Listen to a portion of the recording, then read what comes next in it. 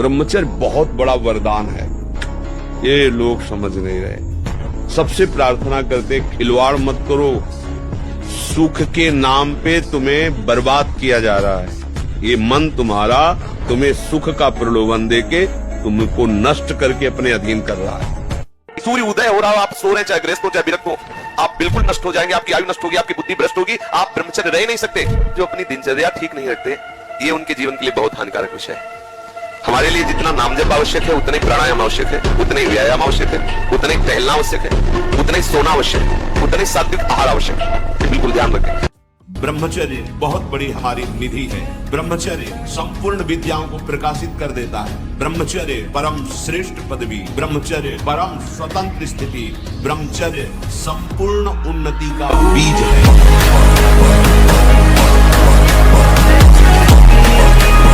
छोटे छोटे बच्चे या बच्चियां गलत आचरणों में उतर जाते हैं और वो जीवन बर्बाद हो जाता है। इस समय तो बिजली जैसा पावर शरीर में 18-20 की अवस्था में, मतलब समझते हो, उद्दंडता की मूर्ति, मतलब हर समय एक शरीर में दिव्य तेज, दिव्य कांति, दिव्य उत्साह।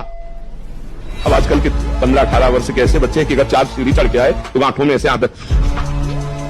अब ऐसी अवस्था में तो 5 बार 8-9 खंड की अगर बिल्डिंग हो तो उतर चढ़ के जाए फिर भी ऐसी दशा न हो, क्योंकि ब्रह्मचारी अवस्था होती है। ऐसे लोगों का कदापि संग न करें जो हस्त मैथुन करते हैं। जो ऐसे लोगों का कदापि संग न करें जो गंदी तरीके से वीर का नाश करते हैं। वीर्य संतानोत्पत्ति के लिए शास्त्र आदेश करता है, मनोरंजन के लिए नहीं। ये जीवनी शक्ति, मनोरंजन का भी भाग नहीं है। पहली बात, इस स्वप्न दोष से निकलने के लिए हस्त मैथुन को पूर्णतया बंद कर दिया जाए।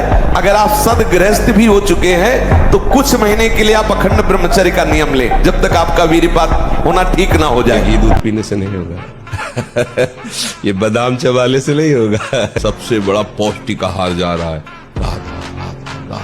ये जो रस बना ना, और ये जो जा रहा है, ये आप में सामर्थ्य पैदा करेगा कि आप हर विकार से लड़ सकते हैं। ये लोगों को भ्रम है कि नाम जपने से रोग नहीं आता है। सामर्थ्य नाम में। नाम जप से बेपरवाही आती है, हर कष्ट सहने की उमगन होती है। वो हर कष्ट सहता हुआ, वो आनंद में मगन हुआ, हर कष्ट को रौंदता हुआ नाम जप करो और चिंता मत करो। धीरे धीरे आपके अंदर ऐसी जलन पैदा होगी, ऐसी घृणा पैदा होगी गंदे आचरणों से, भूलकर कदम नहीं रखोगे। अभी क्या है, हम अंदर बाहर से तो सुना गलत है, कुछ मानते भी हैं कि गलत है, और अंदर से बड़ा मीठा लगता है, इसलिए हम छोड़ नहीं पाते। कोई भी व्यसन, कोई भी गंदी बात, जो हमारे अंदर सामर्थ्य है वो विषयों की भूख से छीन हो गई, जल से पुनः हो जाकर।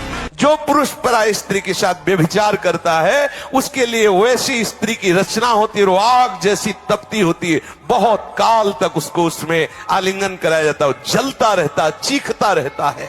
जो पुरुष इस लोक में कामासक्त होकर पशुओं के साथ व्यभिचार करता है, मरने के बाद उसे यमदूत वज्र कांटक सालमली नरक में गिराते हैं और मांस खाते हैं। तो वहां भयंकर यमराज के दूत उसी का मांस काट काट के उसको खवाते हैं, उसी का मांस उसको नोचते हैं मांस और उसको पवाते। ले आप सोचते हैं कि हमें भजन करने की क्या जरूरत है, सत्संग सुनने की क्या जरूरत है, नियम संयम धारण करने की क्या जरूरत है? इसलिए जरूरत है कि तुम्हारी ऐसी दुर्गति ना हो।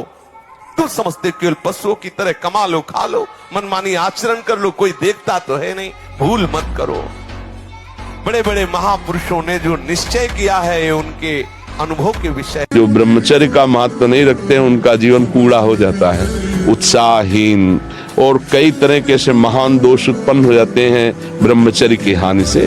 तो ब्रह्मचर्य की हानि ना होने पाए ऐसा आहार, तो ब्रह्मचर्य का मतलब ब्रह्म में ही स्थित महापुरुष। सच्चा ब्रह्मचर्य का स्वरूप है ब्रह्म में स्थित महापुरुष, तो आप पहुंचा देगा। ब्रह्मचर्य बहुत आवश्यक है, सबको आवश्यक है। गृहस्थ में उचित ब्रह्मचर्य है, विरक्त में नैष्ठिक ब्रह्मचर्य है, आजीवन ब्रह्मचर्य। थोड़ा 10-20 वर्ष ब्रह्मचर्य रहो, फिर आप देखो कैसा आनंद आता है। कोई भी सर्दी, गर्मी, बरसात, मान अपमान, दुख सुख छू नहीं पाता। हर कष्ट को सहने की सामर्थ्य ब्रह्मचारी के अंदर होती है। 2 महीना सच्चाई से ब्रह्मचर्य रह के देख लो। 2 महीना अगर आपकी जैसे गिलहरी नहीं टिलटिलाती हुई, ऐसे पूरे शरीर में ऊर्जा शक्ति आपको दौड़ती नजर आएगी। ब्रह्मचारी के पैर ऐसे पड़ते हैं जैसे आग में कोई चलता हो। आग में कैसे चलता है, ऐसे उसके पैर पड़ते हैं। ओज तेज ब्रह्मचर्य। अगर वो तुम्हारी हालत बच्चा ऐसी जैसे अब तुम्हारे चेहरे की तरफ देख रहे हैं, यही तो इसी बात का तो हमारा दुख है कि हमारी नवीन पीढ़ी बहुत बुरी तरह बर्बाद हो रही, और डॉक्टर और सलाहकार ऐसे मिलते हैं कि वो प्रोत्साहन दे देते हैं कि फिसिटेशन क्या, हाँ, अब इसका अर्थ क्या होता है, देखो इसका चेहरा कितने तनाव से युक्त है, और वो कह रहा है मैं ऐसी चेष्टा कर। तनाव मुक्त चेहरा जानते हो किसका होता है, जिसमें संयम होता है, जो सत्य मार्ग, वो तनाव मुक्त। मुख प्रसन्न तन तेज विराजा, कीने रामचंद्र कर काजा। मुख प्रसन्न होता है।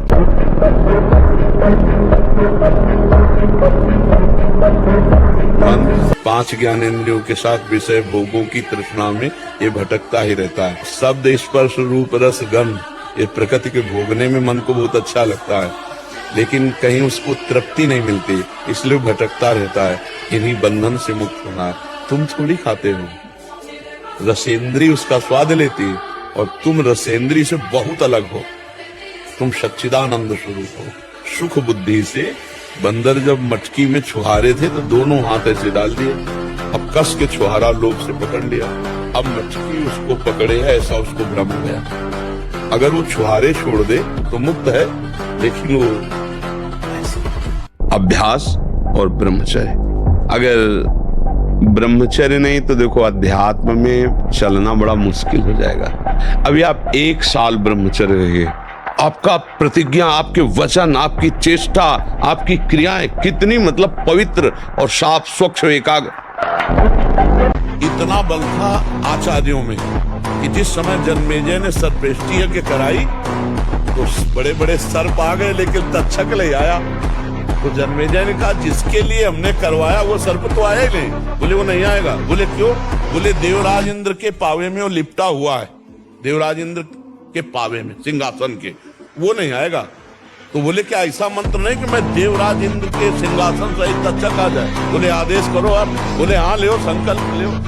ऐसे पूरे देवराज इंद्र सहित सिंहासन नाचने लगा था, कूद के देवराज भगे। तो कहो आस्तिक ऋषि आ गए और उन्होंने वहीं रोक दिया और वही आहुति मांग ली। नहीं, देवराज इंद्र और सिंहासन सहित तक्षक स्वाहा, ऐसी मतलब मंत्र में इतनी बड़ी सामर्थ्य। बहुत सावधान आप लोग, दुर्भाग्य का निमंत्रण मत दें। ये दुर्भाग्य है, ऐसा दुर्भाग्य है कि आपकी दिनचर्या ही नहीं हो सकती। कभी भी व्यभिचारी की एक जैसी दिनचर्या बहुत काल तक नहीं हो सकती। 2-4 दिन प्रयास करेगा, गिर जाएगा। ब्रह्मचर्य कभी भी दिनचर्या में फर्क नहीं पड़ने देगा, चाहे जैसी स्थिति हो। चाहे शरीर नहीं उठ पा रहा तो उसका चिंतन भाग उसी को नहीं लगेगा। इसलिए सामान्यता, जिसे हम बहुत सरल समझ रहे, बहुत सुख समझ रहे, इसको आप सावधानी, बहुत ध्यान दीजिए। बहुत ध्यान का इसलिए विषय है कि ये नींव है हमारे अध्यात्म की, हमारे परमार्थ की। भारी से भारी विपत्ति को दूर करने के लिए आर्त भाव से पुकारो भगवान को। तुम्हें धनी बनना है, अनुष्ठान कीजिए। हम कह रहे किसी विशेष मंत्र आदि की तरफ न बढ़िए, बोलिए राधा राधा। क्या चाहिए आप? कृष्ण कृष्ण बोलिए। सब मंत्रों का सार है नाम में, आप बोलिए तो नाम। पवित्र होइए, गंदे आचरण छोड़िए। क्या चाहिए आपको? भगवान का नाम जहां गूंजता है वहां ऐश्वर्य अपने आप चरणों में लौटता है। छल कपट करो, हिंसा करो, गंदे आचरण करो, सोचो हम बहुत बड़े धनी बन जाएं, तो दुष्कृति का फल दरिद्रता और दुख होता है। सुकृत का फल ऐश्वर्य और सुख होता है। अब लगाओ तुम कांटेदार वृक्ष और चाहो कि हमको रसीला फल प्राप्त हो, तो इसे मूर्खता ही कहते हैं। पाणी ग्रहण संस्कार ना हो तब तक ब्रह्मचर्य अवश्य रहो। यदि उस समय तक ब्रह्मचर्य नहीं रहते तो तुम गृहस्थी को ठीक से नहीं चला पाओगे, वास्तविक अच्छे गृहस्थ नहीं बन सकते हो।